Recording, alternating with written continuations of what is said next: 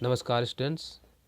अब आज हम हल करते हैं प्रश्न संख्या 7 के का अथवा भाग, और ये है प्रतिदर्श प्रश्न पत्र 2022 के लिए गणित विषय का।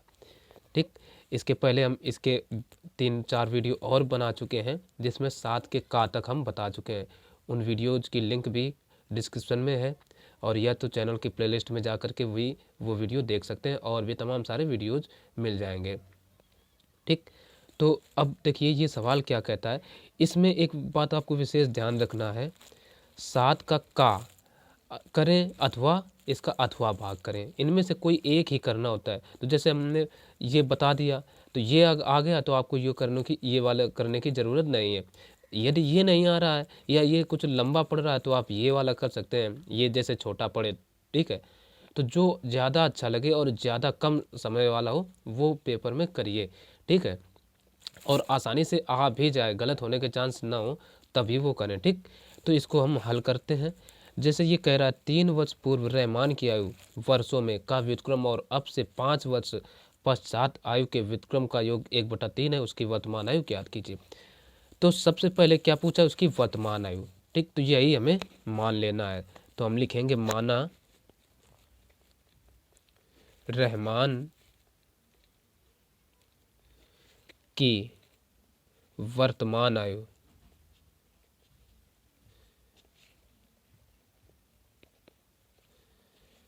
बराबर x वर्ष, ऐसे मान ली। ठीक, अब आगे क्या कह रहा है, 3 वर्ष पूर्व रहमान की आयु। तो अब यहाँ पर देखो पूर्व का है, इसका अर्थ है अब वर्तमान में से पहले की बात हो रही है। 3 वर्ष पूर्व तो क्या है, वर्तमान जो चले उसमें से 3 वर्ष हम घटा देंगे। तो यहाँ से हम लिखेंगे 3 वर्ष पूर्व रहमान की आयु बराबर। अब देखो 3 वर्ष पूर्व है, पूर्व यानी वर्तमान में से 3 वर्ष हम घटा देंगे, यानी x - 3। ठीक, और बाद में वर्ष हमें लिखना है, तभी पूरे पूरे मार्किंग करेंगे।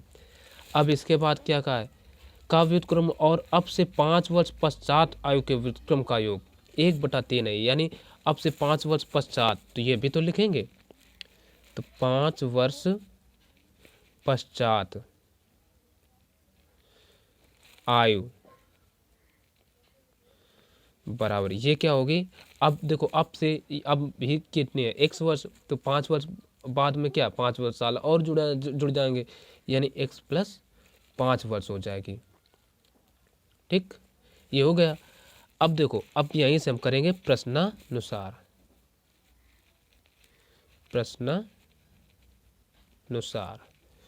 यानी प्रश्न क्या कह रहा है, कह रहा है 3 वर्ष पूर्व रहमान की आयु और का व्युत्क्रम और अब से 5 वर्ष पश्चात आयु के व्युत्क्रम का योग 1/3 है, यानी ये आयु और ये आयु इनका व्युत्क्रम कितना 1/3 के बराबर है। तो हम लिख लेते हैं 1/x - 3 + 1/x + 5, ये किसके बराबर है 1/3 के। और व्युत्क्रम होता है उल्टा, जैसे ये कितना x - 3 अभी बटे में 1 है, लेकिन 1 लिखा नहीं जाता है, तो इसी को हमने उल्टा करके लिख दिया। ठीक है, ये हो गया। तो अब देखो इनका क्या करते हैं, एलसीएम ले लेते हैं। तो ये हो जाएगा x + 5 और प्लस का इधर गुणा, तो ये x - 3 और नीचे का गुणा, यानी x - 3 × x + 5, इतना हो गया। बराबर किसके चल रहा है 1/3 के। अब इनको देखो ऐड कर लेते हैं, 1 1 2, यानी ये होगा 2x। अब देखो 5 में ये 3 घट जाएंगे तो प्लस का बचेगा 2। ठीक, बटे नीचे का भी गुणा करा लो, तो ये हो जाएगा x का x में, तो ये हो जाएगा x²। अब देखो x का 5 में, तो प्लस का हम लिखेंगे 5x। अब 3 का x में, तो माइनस का 3x। और देखो 3 का 5 में, तो -3 5 15, बराबर इधर कितना होगा 1/3 के। अब 3 का इधर गुणा होगा, तो 3 दूना 6 प्लस का 3 दूना यहाँ 6x रहेगा, 3 दूना 6 बराबर इसका इधर गुणा। तो देखो पहले तो हम लिखेंगे x²। अब एक काम यहाँ और कर लेते हैं, 5 में 3 घटा लेते हैं, बचेगा कितना प्लस का 2x। ठीक, अब ये 5 में 3 घट गए तो 2 बचा। अब माइनस कीजिए, कितने हैं 15, ऐसा कर लिया। अब इनको भी इधर ही भेज देते हैं सबको, ठीक है। तो ये तो पहला ये पद पूरा लिख रहे एक्स स्क्वायर प्लस के 2x और माइनस के ये 15,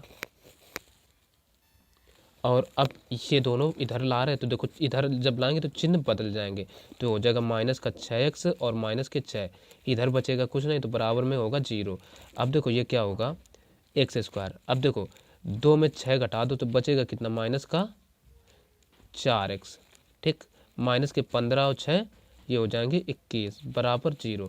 अब देखो यहाँ सवाल कह रहा है 21 के ऐसे गुणनखंड करो कि देखो इस चिन्ह से हम पहचानते हैं, यानी माइनस है तो घटाने पर, प्लस होता तो जोड़ने पर, घटाने पर कितना बचे 4, तो ये हो जाएंगे 7 त्रिका 21, ठीक है।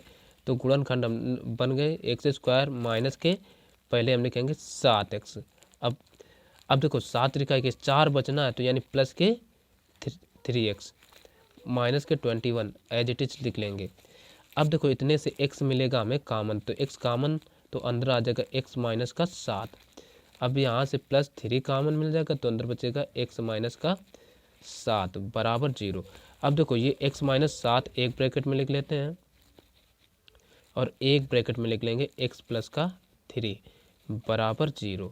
अब देखो यहाँ से अब हम इनके मान निकालेंगे तो यानी x माइनस 3 नहीं 7 बराबर 0, या एक बार हम लिख सकते हैं x प्लस 3 बराबर 0। तो यहाँ से x का जो मान है वो आ जाएगा x बराबर 7 या x बराबर माइनस का 3। अब ये जो माइनस का 3 है ये तो हो जाएगा भाई अमान्य। अमान्य क्यों? क्योंकि आयु है कभी ऋणात्मक होती नहीं है, ठीक। तो इसलिए यहीं से हम कह सकते हैं रहमान की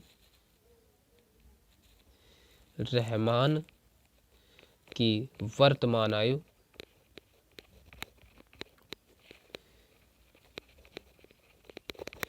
बराबर कितना हो जाएगा, x वर्ष माने थे तो x वर्ष, यही हो जाएगा इस सवाल का पूरा आंसर। x वर्ष यानी x कितना, x का मान कितना आया 7, तो 7 वर्ष, ये आंसर हो जाएगा। तो अब देखते हैं इसका अगला नंबर सवाल। अब प्रश्न संख्या 7 का खा देखते हैं। देखो 7 का खा कह रहा है एक बहुमंजिल भवन के शिखर से देखने पर एक 8 मीटर ऊंचे भवन के शिखर और तल के अवनमन कोण क्रमशः 30 अंश और 45 अंश है। बहुमंजिल भवन की ऊंचाई और दो भवनों के बीच की दूरी ज्ञात कीजिए। और ये भी 6 अंक का है। तो और इसमें भी 2 प्रश्न हमें दिए हैं, एक अथवा और एक ये। तो चाहे हम ये कर सकते हैं या ये कर सकते हैं, ठीक है। इनमें से एक ही करना है, ऐसा नहीं है कि इन दोनों यानी ये और ये दोनों, ये और ये छोड़ करके इन्हीं दोनों को कर रहे हैं, अगर ये आ रहे हैं तो ऐसा नहीं होता है। हम एक या तो ये कर सकते हैं या तो उसमें वो नहीं आ रहा तो ये, यानी दोनों 7 का का और खा से एक एक करना होता है, ठीक, अथवा में से, ठीक है। तो अब इनमें से हम करते हैं, हम दोनों को हल करके दिखाएंगे, ठीक। पहला का खा और उसका अथवा भाग भी। तो पहले हम ये देखते हैं 7 का खा, ठीक। तो कह रहा है एक बहुमंजिल भवन के शिखर से, तो हम क्या करते हैं एक बहुमंजिल भवन बना लेते हैं, ये मान लेते हैं बहुमंजिल भवन हो गया, ठीक। बहुमंजिल भवन के शिखर से देखने पर 8 मीटर ऊंचे भवन के, यानी एक 8 मीटर ऊंचा एक भवन है, 8 मीटर ऊंचे। तो इस तरीके से बनेगा भवन के शिखर और तल के अवनमन कोण, ठीक है ना, शिखर और तल के। तो पहले तो हम ये शिखर बना लेते हैं, ये शिखर हो गया और ये हो गया तल, ठीक। शिखर और तल के अवनमन कोण क्रमशः 30 अंश और 45 अंश है। तो देखो यानी ये हो गया शिखर का, ये हो गया हमारा 30 अंश, ठीक, और ये हो गया 45 अंश, ठीक, 45 अंश है। तब कह रहा है बहुमंजिल भवन की ऊंचाई, तो अब ये देखो इसको हम इस तरीके से बना लेते हैं। तो अब देखो चूंकि अवनमन कोण की बात कर रहे हैं तो हम क्या करते हैं, ये देखो, चूँकि ये अवनमन कोण है तो इस तरीके से हम करेंगे, यानी ये कितने अंश का हो जाएगा, 30 अंश का, ठीक। और ये पूरा का पूरा हो जाएगा यहाँ तक, ये हो जाएगा 45 अंश का। ये हमें ज़रूर करना है क्योंकि अवनमन कोण की बात हुई है। अब नामकरण कर दो, इसको ए, इसको बी, इसको हमने सी दिया, इसको दिया डी, और ये दे देते हैं ई।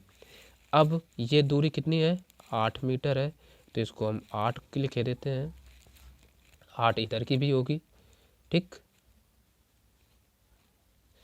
अब ये दूरी पूरी कितनी है, ये है पता नहीं है ना, ज्ञात करना है, तो इसको हम कैपिटल, चलो स्मॉल एच ही मान लेते हैं, एच मान लिया।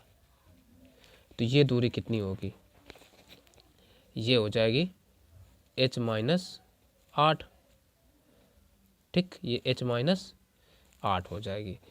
तो चलो अब हम इसको हल करना, हाँ ये पता नहीं तो इसको मान लेते हैं ax। अब ये दो भवनों के बीच की दूरी हो गई, ठीक, चित्र बन गया। अब बचा हल करने को, तो अब हम हल कर लेते हैं। चलो अब क्या करते हैं, पहले हम त्रिभुज, अच्छा ये x है तो x ये दूरी भी रहेगी, ये हमें विशेष ध्यान देना है। अब पहले हम त्रिभुज लेते हैं ए बी सी, ठीक, त्रिभुज ए बी सी में इसमें क्या करते हैं, लगा देते हैं tan थीटा। tan थीटा बराबर क्या होता है, लंब बटे आधार, लंब बटे आधार। तो अब देखो इसमें लंब हमने क्या मान रखा है, पूरा पूरा h माना है, तो ये आ जाएगा tan, अच्छा थीटा इस त्रिभुज में भी इसमें क्या है, 45, यानी tan 45 बराबर लंब है पूरा का पूरा h बटे आधार है x, ठीक। अब देखो यहाँ से हम क्या करें, tan 45 का मान होता है 1, तो 1 बराबर आ जाएगा h बटे x, तो x का इधर गुणा, तो ये x बराबर हो जाएगा h, और इसी को कहते हैं समीकरण 1। अब त्रिभुज ले लो ए डी, त्रिभुज ए डी ई में, ए डी में क्या करते हैं, ये देखो ये कोण कितना है, 30 अंश का, इसमें भी हमें लंब और आधार के मान पता है ना, तो tan ही लगाएंगे। tan थीटा बराबर सूत्र होता है लंब बटे आधार, आधार, तो tan थीटा का मान है यहाँ पर 30 अंश, तो 30 रखेंगे, लंब है h माइनस 8 बटे x, तो tan 30 का मान होता है 1/√3 बराबर h माइनस 8 बटे x, तो x का इधर गुणा करा दो, तो x बराबर आ जाएगा √3 इंटू h माइनस 8, इतना हो गया। अब देखो इसको समीकरण 2 कह दे रहे, अब देखो समीकरण 1 भी x के बराबर है, 2 भी x के बराबर है, तो आपस में ये दोनों हो जाएंगे बराबर, तो हम लिख देते हैं समीकरण, ये समीकरण 1 व 2 से, 1 व 2 से क्या है भाई, h बराबर हो जाएगा, ये h बराबर हो जाएगा √3 इंटू h माइनस 8। अब क्या करो, √3 का अंदर करा दो गुणा, ठीक है। चलो गुणा जब कराएंगे तो ये आ जाएगा h बराबर √3 h माइनस का √3 इंटू 8, ये होगा।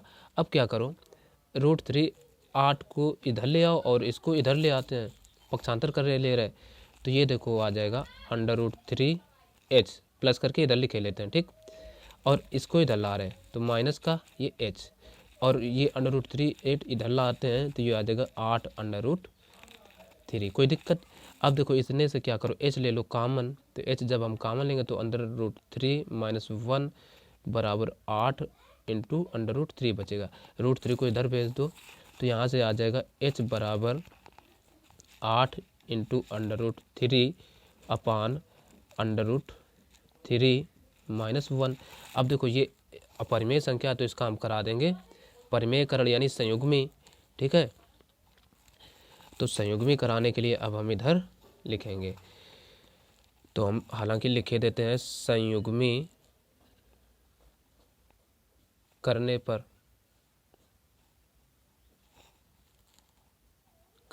ठीक है। तो ये क्या है, h बराबर हो जाएगा 8 √3, ठीक है, अपान √3 - 1। ये है, अब संयुग्मी करा रहे हैं तो संयुग्मी में होता क्या है, हर जैसे क्या है माइनस है तो इसका चिन्ह बदल के ऊपर नीचे हो जाएगा गुणा, तो ये हो जाएगा √3 + 1 अपान √3 + 1, ठीक है। अब देखो ऊपर ऊपर का गुणा, तो ऊपर ऊपर का कराएंगे तो 8 का √3 में कराएंगे, तो हालांकि 8 को यहीं रखते हैं, ठीक है, पहले ऐसे हम लिखे लेते हैं, तो 8 √3 इंटू √3 + 1।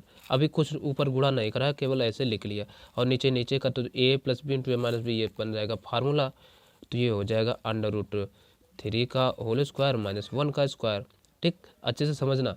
तो अब देखो 8 √3 इंटू √3 + 1 अपान ये हो जाएगा √3 का स्क्वायर √3, केवल रूट हट जाएगा, 3 आ जाएगा, और 1 का स्क्वायर 1 होता है, तो ये केवल 2 बचेगा, 2 से इसको काट दो तो 2 चौको 8, तो ये आ जाएगा 4 √3 इंटू √3 + 1, √3 का अंदर गुणा करा दो, तो ये आ जाएगा 4 इंटू √3 का √3 में तो 3 और प्लस √3 का 1 में तो √3, ये आ गया। अब ये किसके बराबर आया, h के बराबर। अब देखो हमें ज्ञात क्या करना था, हमें ज्ञात करना था बहुमंजिल भवन की ऊंचाई और दो भवनों के बीच की दूरी। तो यहाँ से पता चलता है कि बहुमंजिल भवन की ऊंचाई क्या आ गई, h, और समीकरण 1 में देखो x बराबर h है, तो अब हम क्या कर सकते हैं, समीकरण 1 से क्या h बराबर क्या है, हमें दे रखा है h, x है, तो यहाँ से और दोनों बराबर कितना हो जाएगा, x, h का मान कितना आया है 4 इंटू 3 + √3 आया, तो हम रख देते हैं, तो हम यहीं से कह सकते हैं अतः दो भवनों के बीच की दूरी, भवनों के बीच की दूरी तथा बहुमंजिल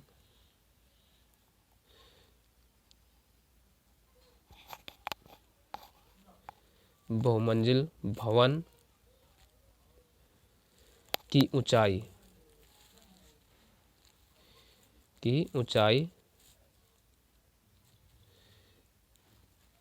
बराबर आ गई है 4 इंटू 3 + √3 मीटर, ठीक है, मीटर में थे तो मीटर आ गए। यही हो गया आंसर। अब इसका अथवा भाग और देख लेते हैं। अब हम देखते हैं प्रश्न 7 के खा का अथवा भाग। और प्रश्न पत्र में यानी कॉपी में आपको इस तरीके से प्रश्न संख्या डालनी है, ठीक है, ये इस तरीके से प्रश्न 7 का खा और फिर नीचे अथवा भाग जरूर लिखना है, ठीक है, तभी एग्जामिनर अच्छे से मार्किंग करेंगे। तो ये प्रश्न कह रहा है भूमि के एक बिंदु P से एक 10 मीटर ऊंचे भवन के शिखर का उन्नयन कोण 30 अंश है।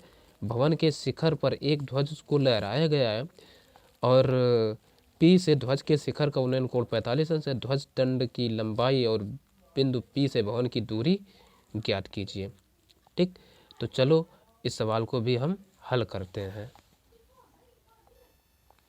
तो सवाल में कहा है एक भूमि के एक बिंदु P से, ठीक है, 10 मीटर ऊंचे भवन। तो हम सबसे पहले क्या करते हैं, ये देखो 10 मीटर ऊंचा एक भवन बना लिया और फिर भूमि के एक बिंदु P से, यानी कोई ये हमारा बिंदु है P, इसको P नाम देंगे, और ये कितना है 10 मीटर ऊंचा भवन है। इसकी ऊंचाई कितनी दे रखे हैं 10 मीटर ऊंचे भवन से, तो ये 10 मीटर ऊंचा भवन होगा।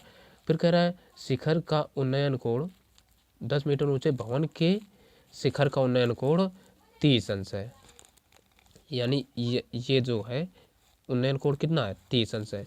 फिर कह रहा है भवन के शिखर पर एक ध्वज को लहराया गया है, यानी ये मान लेते हैं ये एक हमारा ध्वज लहरा रहा है। फिर कह रहा है और ध्वज और P से ध्वज के शिखर का उन्नयन कोण 45 अंश है, यानी ये उन्नयन कोण हो गया हमारा इसका 45 अंश, तो ये पूरा का पूरा हो गया 45 अंश। तो कह रहा है ध्वज के शिखर का उन्नयन 45 अंश है। ध्वज दंड की लंबाई और पी से भवन की दूरी ज्ञात कीजिए। ध्वज दंड की लंबाई यानी ध्वज दंड की लंबाई कौन होगी, ये वाली, ये इतनी, ठीक है, ये होगी ध्वज दंड की लंबाई। यानी इसको हम क्या कहें, चलो ये 10 है तो इसको मान लेते हैं एच ही मान लें, ठीक है, एच या कुछ भी मानना चाहो, चलो मान लो, हम मान लेते हैं एच।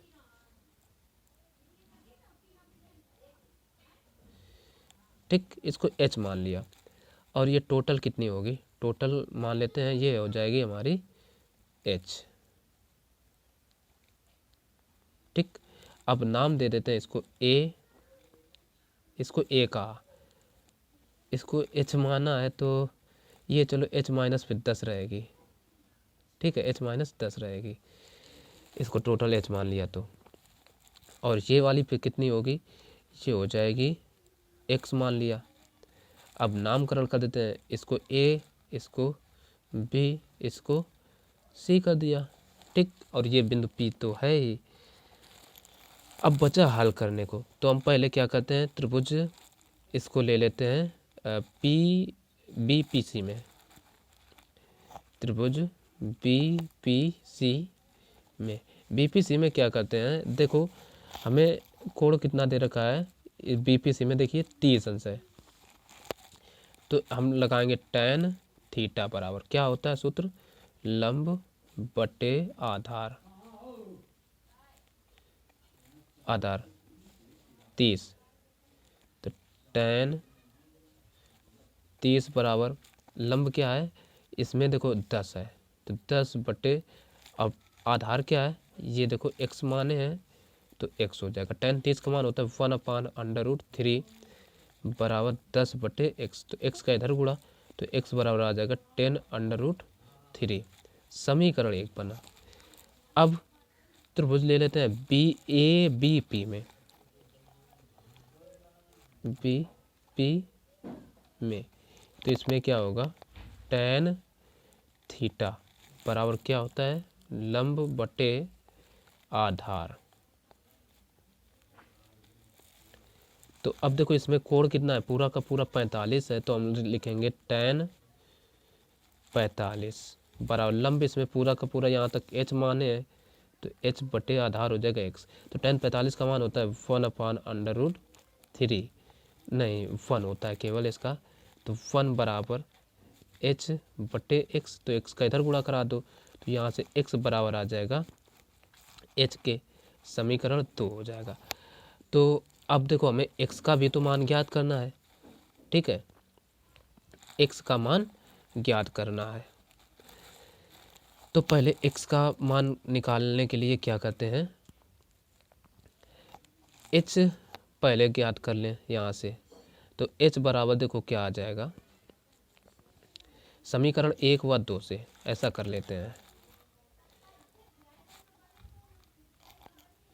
समीकरण 1 व 2 से, 1 व 2 से क्या हुआ, देखो ये भी x के बराबर, ये भी, तो h बराबर आ जाएगा 10√3 आ जाएगा, तो ये यहाँ से h बराबर हो जाएगा 10√3। कोई दिक्कत, h का मान आ गया। अब यहाँ से जब h का मान आ गया, अब देखो ये x जो है, अब ये आपस में है बराबर, यानी तो हम कह सकते, हमसे और क्या पूछा था, और बिंदु P से भवन की दूरी ज्ञात कीजिए, यानी P ये है और भवन ये है, तो भवन की दूरी क्या है, एक x है, तो x ये तो माने, तो हम यहीं से लिख सकते हैं बिंदु P से, बिंदु P से भवन की दूरी बराबर क्या है, x है, x माने है x, तो अब x बराबर क्या निकला h, तो हम लिख सकते हैं h, और x का मान आया कितना है, ये आ गया 10√3, तो हम रख सकते हैं 10√3 मीटर। अब देखो और इसके बाद हमसे क्या पूछा है कहा था पहले ध्वज दंड की लंबाई, तो ध्वज दंड की लंबाई को देखते हैं चित्र में। चित्र में क्या AC है, AC यानी बराबर h-10 है, तो हम यहीं से लिख सकते हैं तथा ध्वज दंड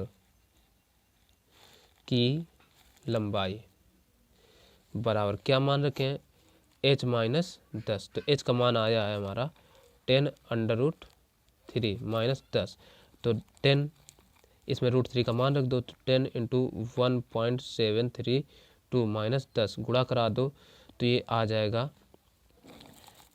17.32 -10, तो ये बचेगा कितना, इसको हम इधर लिख देते हैं, तो ये बचेगा बराबर, घटा देंगे तो आ जाएगा 7.32 मीटर, और यही हो जाएगा इसका आंसर। तो आशा है ये सवाल पूरे के पूरे समझ में आए होंगे, और ये पूरा का पूरा भाग समझ में आएगा। इसके पहले के भाग जो है वो भी प्लेलिस्ट में है, तो उनको भी देखना, और वीडियो पसंद है तो लाइक ज़रूर करना। चैनल पर पहली बार आए तो सब्सक्राइब भी कर लेना। तो चलिए मिलते हैं फिर अगले वीडियो में, तब तक के लिए नमस्कार।